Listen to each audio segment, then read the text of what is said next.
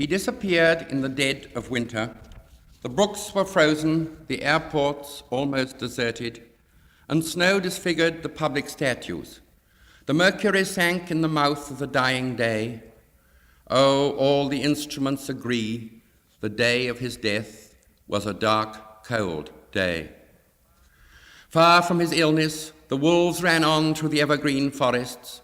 The peasant river was untempted by the fashionable quays. By mourning tongues, the death of the poet was kept from his poems. But for him, it was his last afternoon as himself, an afternoon of nurses and rumours.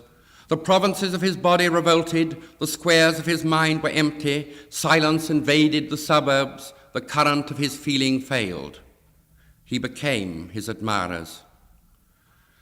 Now he is scattered among 100 cities and wholly given over to unfamiliar affections, to find his happiness in another kind of wood and be punished under a foreign code of conscience.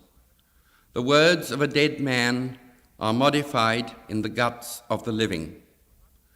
But in the importance and noise of tomorrow, when the brokers are roaring like beasts on the floor of the bourse, and the poor have the sufferings to which they are fairly accustomed, and each in the cell of himself is almost convinced of his freedom, a few thousand will think of this day as one thinks of a day when one did something slightly unusual. Oh, all the instruments agree, the day of his death was a dark, cold day. You were silly like us. Your gift survived it all. The parish of rich women, physical decay, yourself. Mad Ireland hurt you into poetry. Now Ireland has her madness and her weather still. For poetry makes nothing happen. It survives in the valley of its saying, where executives would never want to tamper. It flows south from ranches of isolation and the busy griefs, raw towns that we believe and die in. It survives a way of happening, a mouth. Earth, receive an honoured guest. William Yeats is laid to rest. Let the Irish vessel lie, emptied of its poetry.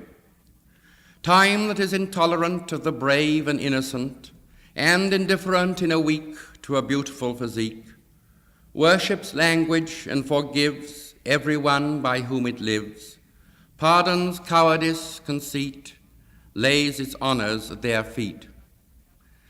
In the nightmare of the dark, all the dogs of Europe bark, and the living nations wait, each sequestered in its hate.